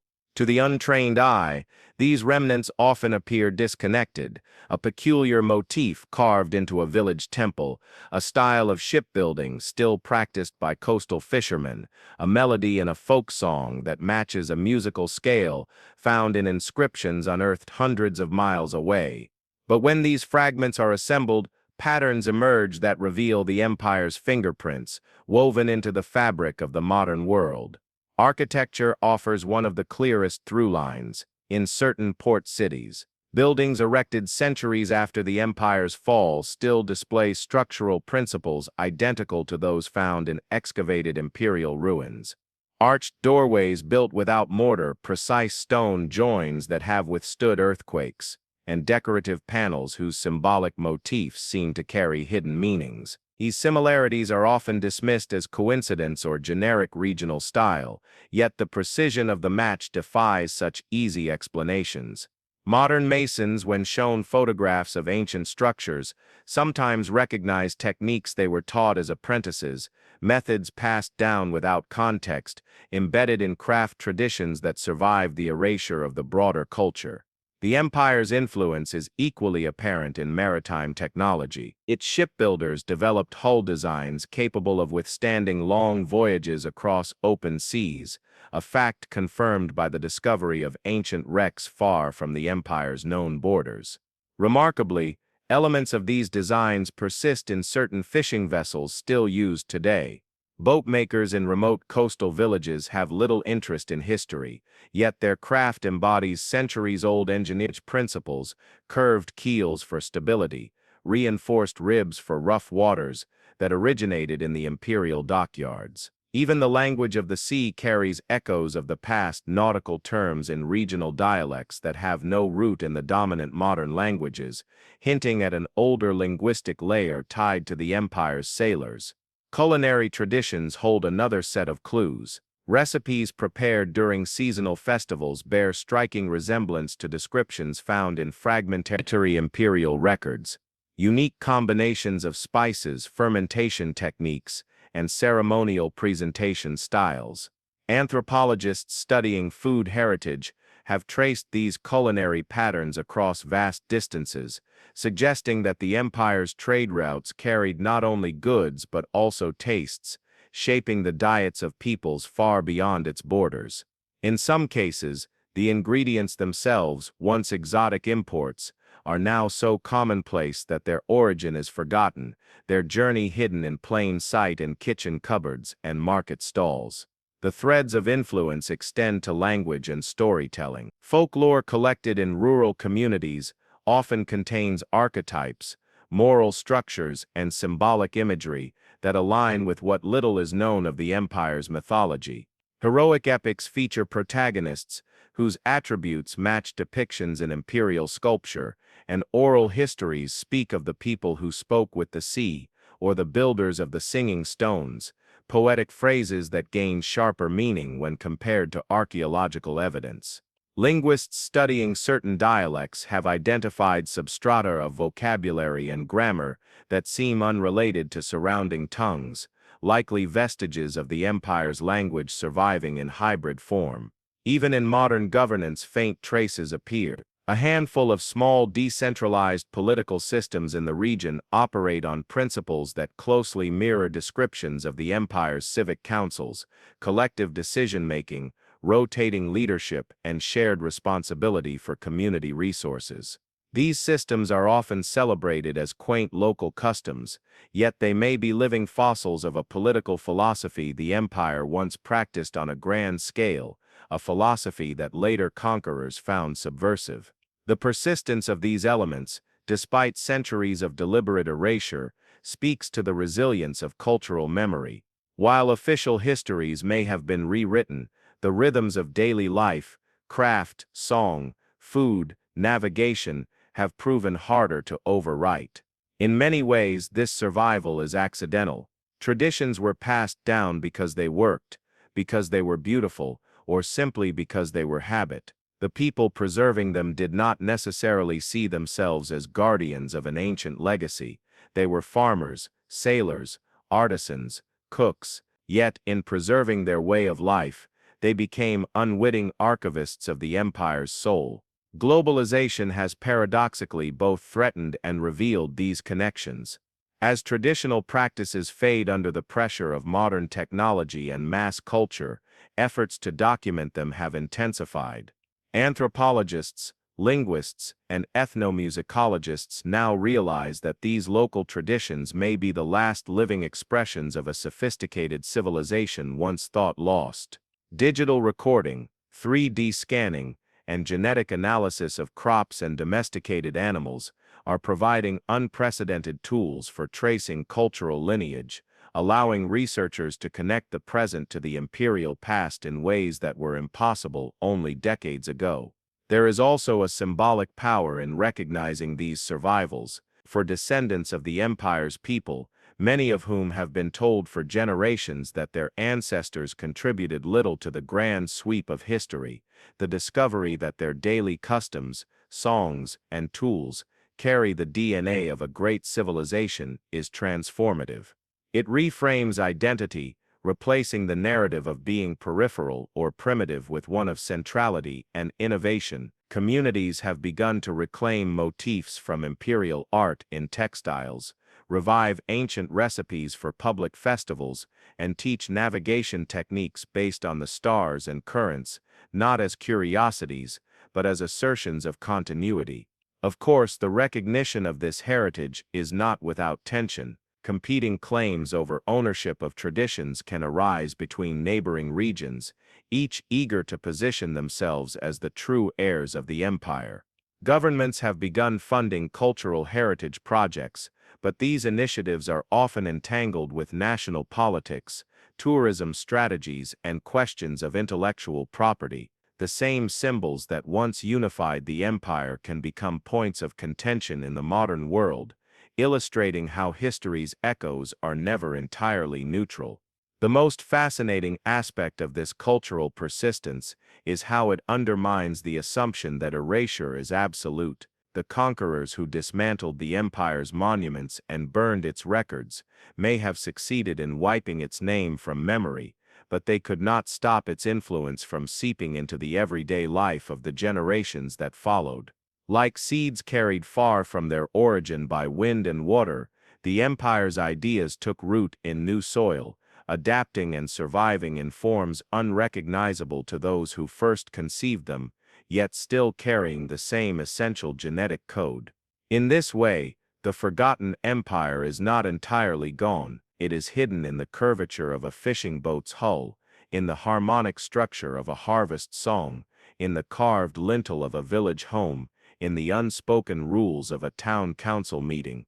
It exists as a ghost woven through the living culture of its descendants, waiting for someone to notice the pattern, and noticing the pattern is not just an academic exercise, it is an act of restoration. Each connection identified, each fragment placed in the larger mosaic, weakens the narrative that the empire was insignificant or non-existent. The process is slow, often painstaking, but it is cumulative. With every recognition, the shadow of the forgotten empire grows a little more defined. The next step in our journey takes us from cultural survival to the present-day movement of reclamation, how modern communities, scholars, and even governments are attempting not merely to study the empire, but to consciously revive it, bringing a long-silenced voice back into the chorus of human history. The movement to reclaim the forgotten empire's legacy began quietly, almost invisibly, as a collection of personal passions and local initiatives, a retired schoolteacher compiling village folk tales, a fisherman experimenting with ancient boat designs, an amateur historian photographing old stonework. These scattered efforts seemed unrelated. Yet, over time, they began to converge into something more deliberate, a coordinated push to resurrect a civilization that official history had declared extinct. At the heart of this movement lies a shift in perspective. For generations, the empire had been treated as a curiosity, an archaeological footnote, an academic puzzle with too few pieces to solve. The idea that it could be restored to a place of prominence in the public consciousness was unthinkable. But in the past few decades, a growing number of researchers and community leaders have argued that the empire is not just a relic, it is a living heritage, hidden in plain sight. This change in attitude transformed passive preservation into active reclamation. Archaeologists have played a pivotal role in this shift, though not always in the way one might expect. Many of the most important breakthroughs came not from major state-sponsored excavations, but from grassroots collaborations between scholars and local communities. In remote regions, villagers who once avoided discussing old stones out of superstition began to guide researchers to overgrown ruins and hidden caves. Oral histories that had been dismissed as myth turned out to contain remarkably accurate geographical descriptions, leading to the discovery of new sites.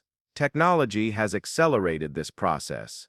LiDAR scanning has revealed the outlines of ancient cities beneath dense jungle canopies, while satellite imagery has identified forgotten trade routes stretching across deserts and mountains. Digital reconstruction tools allow architects to rebuild vanished palaces in virtual space, giving the public its first real glimpse of what the empire's heartlands might have looked like at their height. For younger generations who have grown up surrounded by screens, these visualizations are often more powerful than a dusty artifact in a museum case. They make the empire feel tangible, immediate, real. Cultural revival has become an equally important front in the reclamation movement. Musicians are reinterpreting imperial-era instruments and scales, blending them with contemporary genres to create a sound that feels both ancient and modern. Chefs are resurrecting recipes from archaeological findings, using carbonized seeds, residue analysis, and textual clues to recreate flavors that have not been tasted in centuries. Artisans are studying imperial motifs in surviving architecture and applying them to textiles, ceramics, and jewelry, transforming forgotten symbols into living cultural currency. Education has emerged as a key battleground. In regions once ruled by the empire, school curricula have begun to include units on its history, not as a vague precursor to real history, but as a fully fledged civilization with its own achievements and worldview. Teachers use reconstructed maps to show the empire's scale and influence, replacing the old narrative of isolation with one of connectivity and innovation.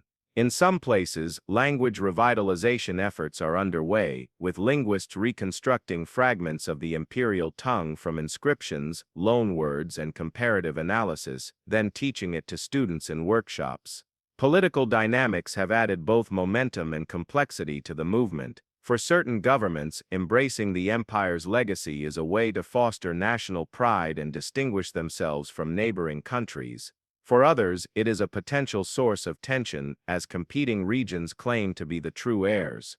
This has led to international disputes over artifacts, heritage site control, and even the branding of the empire's name for tourism purposes. In some cases, rival nations have attempted to co-opt the empire's story, selectively highlighting aspects that align with their current political agendas while downplaying or ignoring others.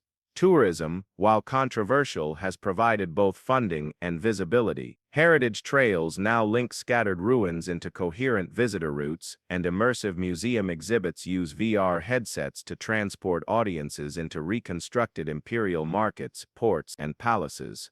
While some purists fear that commercialization risks turning a complex history into entertainment, others argue that mass engagement is the only way to ensure the empire's survival in public consciousness. After all, an ancient city buried in jungle is invisible to most people. An interactive exhibit in a major capital makes it unforgettable. Yet the most powerful force behind the reclamation is emotional rather than academic or political. For descendants of the empire's people, many of whom were taught to see their traditions as backward, the act of reclaiming this heritage is profoundly personal. It is a way to repair generational wounds inflicted by centuries of erasure. When a grandmother teaches her grandchild a song once sung in imperial courts, or when a community collectively rebuilds a temple in the old style, they are not just preserving history, they are reasserting their place in it. This emotional charge has sparked moments of profound symbolism.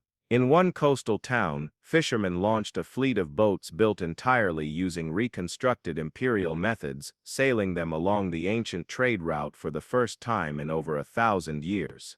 In another, dancers performed a festival once described in imperial inscriptions, moving in the same patterns their ancestors had used to honor rulers long forgotten by name. These acts blur the line between reenactment and revival. They are not merely imitating the past, they are extending it into the present. Challenges remain, of course. Funding is inconsistent, artifacts are still stolen and sold on the black market, and the political wrangling over heritage ownership shows no sign of ending.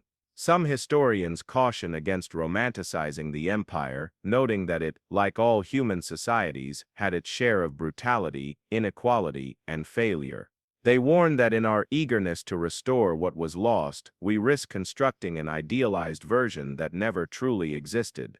The best efforts, they argue, must balance pride with honesty, celebration with critical reflection. Still, the momentum is undeniable. What began as isolated acts of curiosity has evolved into an interconnected movement spanning villages, universities, governments, and global diasporas.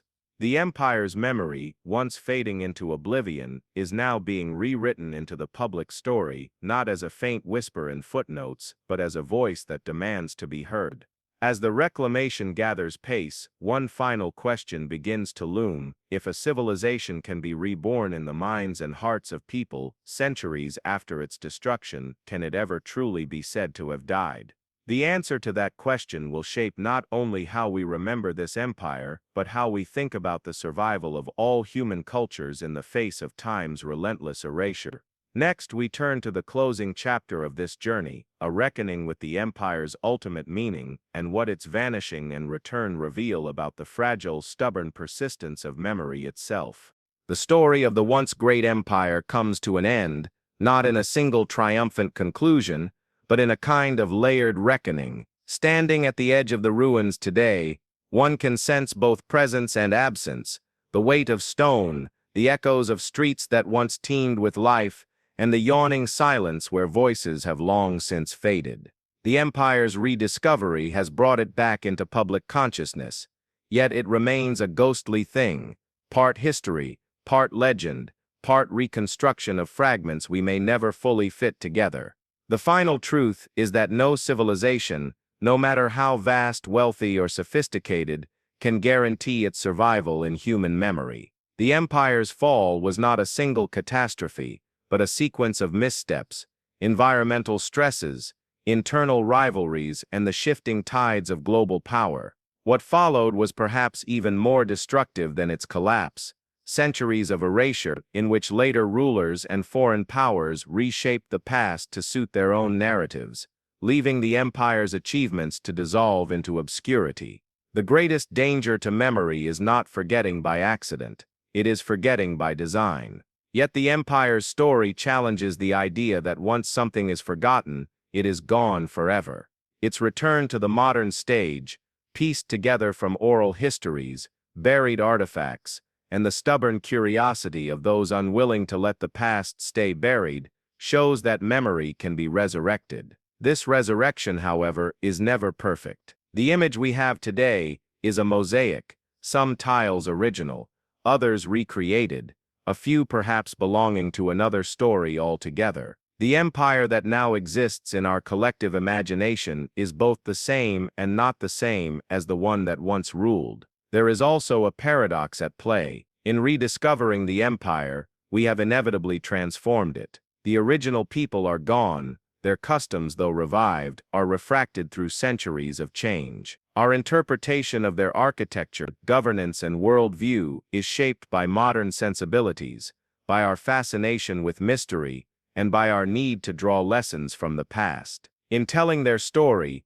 we do not simply recall what was, we create what we wish it to have been. This does not make the work dishonest, but it demands humility. We must acknowledge that our version is, and always will be, incomplete. In the empire's revival lies a mirror for our own time. Just as its people once believed their cities, alliances, and knowledge would endure, so too do we assume that our achievements are fixed in history. But the ruins remind us that survival is not guaranteed. Political upheaval, climate change, shifting economic center, these forces that unmade the empire are not relics of the ancient world, but realities we still face. In this sense, the empire is not merely a subject of curiosity, it is a cautionary tale. And yet, there is an enduring beauty in what remains, the intricate carvings that still catch the light at sunrise, the ceremonial roads that lead to nowhere, yet still feel purposeful, the fragments of a language once used to govern vast territories,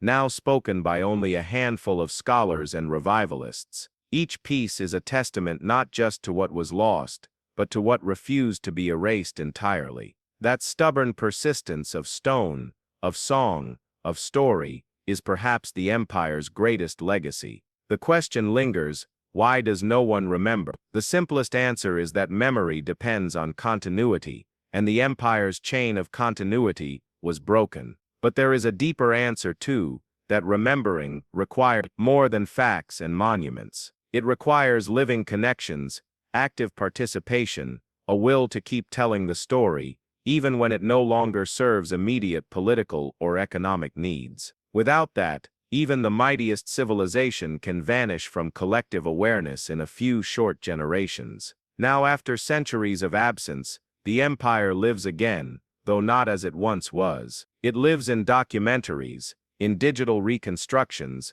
in school lessons, in revived festivals and recipes. It lives in the pride of communities who now recognize themselves as heirs to a forgotten greatness. And it lives in the curiosity of strangers who encounter its story for the first time and feel compelled to know more. This is not immortality in the literal sense, but it is a kind of afterlife, a second chance granted not by the gods the empire once worshipped, but by the persistence of human fascination. In the end, the empire's greatest gift to us may be the reminder that history is not a static ledger of events. It is a living process, subject to rediscovery, reinterpretation, and renewal. What we choose to remember, and what we allow ourselves to forget, shapes not just our understanding of the past, but our possibilities for the future.